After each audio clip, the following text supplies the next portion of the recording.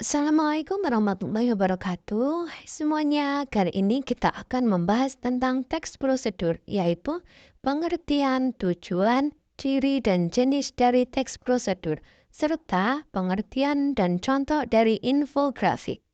Coba perhatikan gambar yang ditampilkan.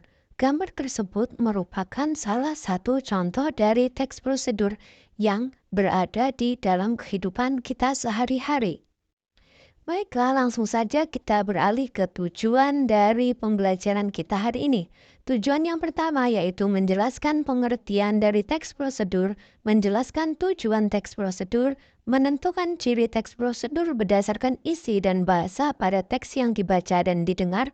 Kemudian, peserta didik dapat mengakses informasi, menilai, dan membuat simpulan dari teks prosedur.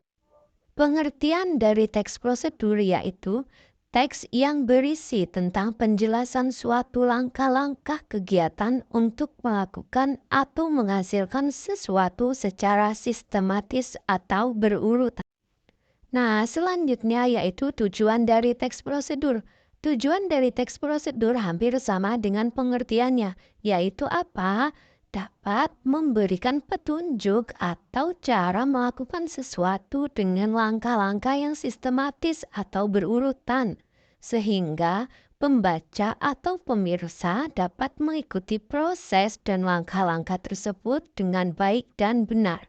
Nah, selanjutnya sekarang kita berada di ciri teks prosedur berdasarkan segi isi, yaitu ada tiga. Yang pertama, terdapat panduan atau langkah-langkah yang harus dilakukan. Selanjutnya terdapat aturan dan batasan dalam kegiatannya.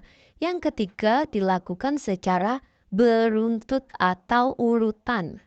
Nah, kemudian yaitu ciri teks prosedur dari unsur kebahasaannya itu ada 4. Yang pertama, dia menggunakan kalimat perintah. Yang kedua, dia menggunakan kalimat larangan dan juga kalimat saran. Yang ketiga, dia menggunakan kata dengan ukuran yang tepat. Yang keempat, dia menggunakan kalimat dengan batasan yang jelas. Jadi dalam teks prosedur itu, susunan kalimatnya itu menggunakan batasan-batasan yang jelas, serta menggunakan kata-kata dengan ukuran yang tepat dan sesuai. Dia tidak lebih dan juga tidak kurang. Tentunya dalam sebuah teks itu tidak lupa dari struktur pembuatannya.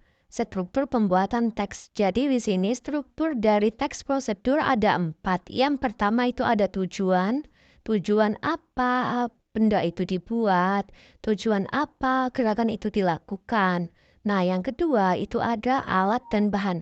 Namun, alat dan bahan ini hanya untuk jenis teks prosedur cara membuat sesuatu. Contohnya cara membuat nasi goreng, cara membuat teh, cara membuat kopi, dan lain sebagainya.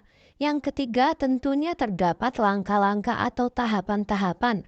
Langkah-langkah atau tahapan ini harus dilakukan secara sistematis, dia berurutan. Tidak boleh acak. Dan yang terakhir yaitu terdapat penugasan ulang atau penutup. Nah, sekarang kan kita sudah menggunakan kurikulum Merdeka. Jadi di kelas 7 itu sudah mengenal tentang infografik. Apa sih sebenarnya infografik itu? Infografik sendiri merupakan media informasi yang disajikan dalam bentuk teks serta dipadukan dengan beberapa elemen visual seperti gambar, ilustrasi, grafik, serta tipografi. Nah, kemudian ini dia contoh dari infografik. Jadi infografik itu kayak sebuah poster, di situ terdapat langkah-langkah atau cara kita melakukan sesuatu. Di sini ada 2 contoh. Yang pertama yaitu cara masak mie instan yang sehat dan kedua contoh dari 5 langkah isolasi diri. Karena kemarin itu kan kita baru saja terkena musibah COVID-19. Oke, baiklah. Materi kita hari ini telah sampai di penghujung. Jadi sebelum saya tutup di sini saya mempunyai sebuah 1-2 patah kata yaitu kesulitan itu sementara, pengorbanan ibarat investasi. Korbankan kenyamanan jangka pendek untuk kemenangan jangka panjang. Tetap sabar dan pertahankan fokusmu. Terima kasih telah menyimak materi kita pada hari ini.